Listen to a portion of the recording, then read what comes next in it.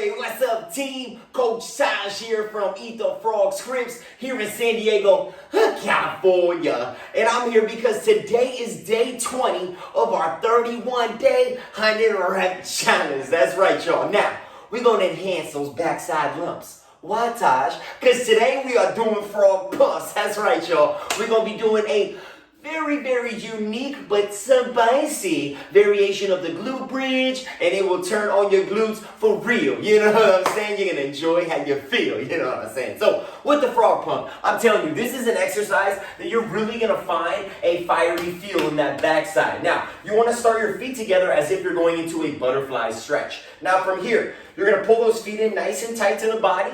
Reason being, the closer your feet are to your waistline, the more you're going to be able to target your glutes. Now, from this position, keeping your feet nice and glued together and driven into the floor, you're going to slowly lower yourself down to the ground.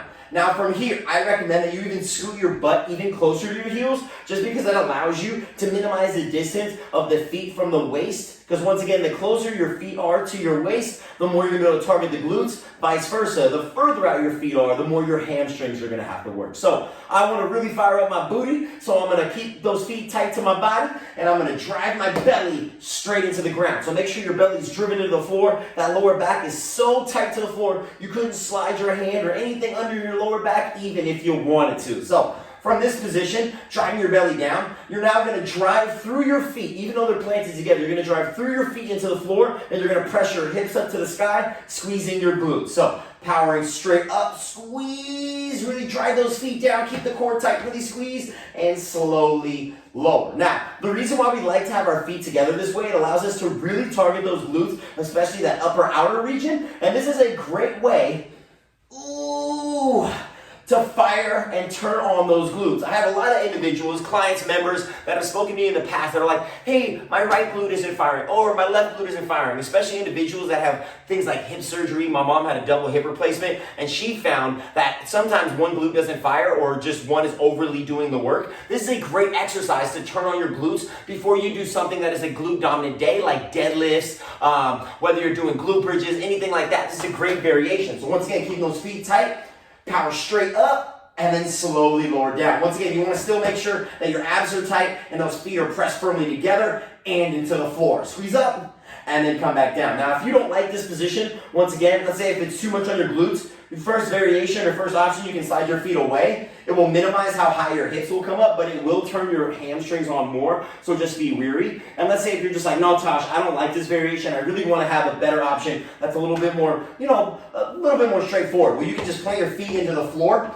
drive your belly down to the floor. Once again, make sure that lower back doesn't come off the ground. And until you press through your feet into the ground, then you're going to power your hips up for a good old-fashioned hip thrust glute bridge. Just slowly lowering and then powering back up. Once again, same rules apply. The further out the feet are, the more you're going to feel it in the hamstrings, because your feet are further from your midline, so other muscles have to really help out and do the work. Or you can keep your feet closer and you can do a glute bridge with your heels closer to your butt, targeting more glutes. Once again, just like with that glute bridge hip thrust that we previously demoed earlier in the challenge, you can always put your feet on an elevated surface like a couch, so you can drive those heels into the couch. Remember, whenever you're doing a glute bridge hip thrust, you always want to be primarily driving through the heels. But once again, this is an option for that frog pump. Now, if you're like, Tosh, I like those glute bridges. Glute bridges are my fave. I even like, let's say, another one, you can even bring your upper back to the couch. Let's say you put weight on your hips, and you thrust from here. But you're like, Tosh, I really want to feel that pump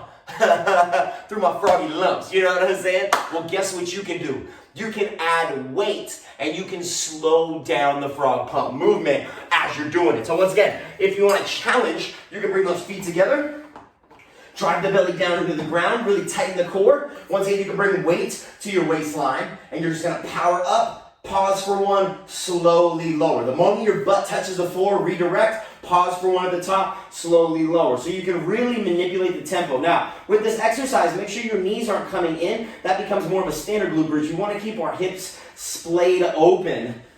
And that'll really allow you to get more glutes. So a big cue here, whether you're doing the regular variation without the weight, or whether you're doing the challenge with a weight, make sure you're pushing those knees down and out. A lot of times if you have tight groins, this can be fairly difficult. So just make sure you're listening to your body, but as you push up, actively press your knees down as you're pressing those hips up, and you'll access more glutes as well. Now, if you want to take this challenge to even another level, you can put your feet up another level. You can do that elevated frog pump, kind of like we did with the elevated glute bridge as an option. Just put those feet together on an elevated surface. Once again, you can even use the weight. Ugh. And you're adding even more resistance because now your feet are higher off the ground. So, with the elevated frog pump, let's go. Really big squeeze at the top and then slowly lower. Now, once again, I recommend that you start with a regular variation before you start to pop your feet up or before you add load. And remember, you want to make sure you're knocking out those main cues. Drive the belly down. Make sure those knees are pressed out and down. You're squeezing your glutes and actively pressing your knees down as you drive your feet in. And remember, if your feet are closer to your butt, it's more glutes. If your feet are out further, it's more hamstrings. All right? There you go. It's the frog pump. Once again, if you need that option, you can always just go with the good old-fashioned glute bridge. You can have your heels out for more hamstrings, heels in for more glutes. You can even go single leg glute bridge. You can go single leg here. Once again, you can put your feet on that elevated surface. Just make sure you're driving through those heels. And then if you want the regular frog pump, remember, you're just putting those feet together and you're just pumping up, making sure you keep those knees pressed out. And as always, with any hip thrusting challenge, you can always add that weight. Ooh, and you're going to feel that glute burn below your waist. You know what I'm saying? And you can always bring this frog pump to an elevated surface as well, all right? Just make sure you keep those knees pressed down. Make sure you keep control of that core and keep that backside sore. You know what I'm saying? I'm going to go get my 100 frog pumps, and you go get yours. Let's get it, team.